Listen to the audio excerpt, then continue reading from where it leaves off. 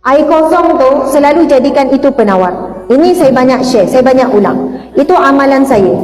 Air kosong, jangan air teh ais, minum ais ya. Air kosong tu dia merakam apa yang kita baca. Kan pasal air syifa semua ni memang dalam Islam dan Nabi pun buat. Kan bila Nabi dalam keadaan sakaratul maut dan sebagainya, hampir dengan sakarat, Nabi pun minta air daripada Sayyidah Aisyah dan lalu dibacakan dan disapu. Kalau nak minum air kosong, bacalah doa daripada Ibnu Abbas tu. Apa doa dia?